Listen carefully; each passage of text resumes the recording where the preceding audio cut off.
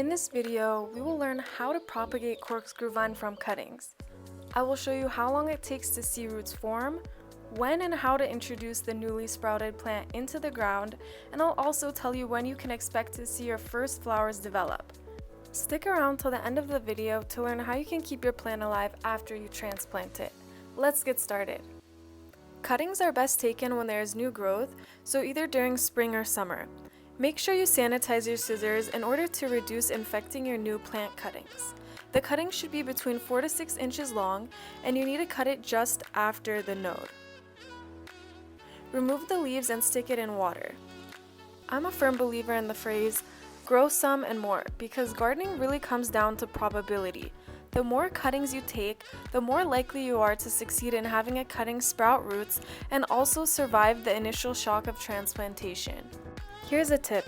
To ensure root growth, place the cuttings in a glass by the window, a place that gets sufficient indirect sunlight. Plants take root in warm conditions, so a good place to put them is above a dishwasher. Be sure to change the water once a week. It's pretty normal to find stems that have browned. They're dead and they're not going to root, so just toss those out. We've waited weeks for our vines to root, so now that it's time to plant them, there are 2 different ways we can do it. The first method, slowly introduce well-draining soil into the water. Let the plant sit in it for a day or so, and then plant it in well-draining soil. This is going to reduce the risk of shocking your plant with a new environment. Pour the remaining soil water onto your new plant. I want to give you some words of advice. Don't get discouraged if roots haven't sprouted by week 4. Some of mine in my experiment didn't root until week 6. Now it's time to show you the second method of introducing our new plant to soil. You want to make sure the soil is completely wet with the plant's original water before planting it. Not new water, but the water that the plant was already sitting in. Stabilize the vine with a stick and water it with whatever remains. Continue to make sure the soil is moist for the first few days after transplanting it. Going back to that saying, grow some and more, I had about a 50% success rate. I had 16 cuttings, and of those 16 cuttings, I got 8 plants.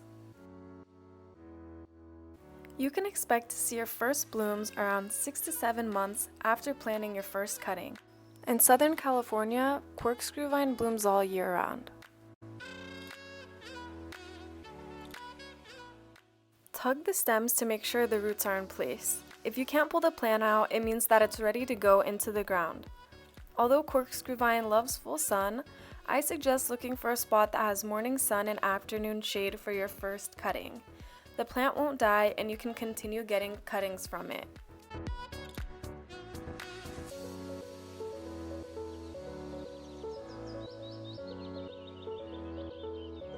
The soil must be rich to ensure that your plant is getting the necessary moisture and nutrients it needs to thrive. That way you don't have to be so anal about watering it all the time. I know I never really watered mine as soon as I put it in the ground. They're very low maintenance except for the pruning.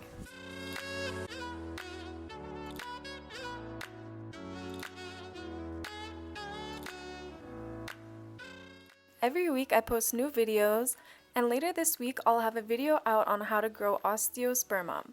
So if you like this video and you're interested in more, please subscribe.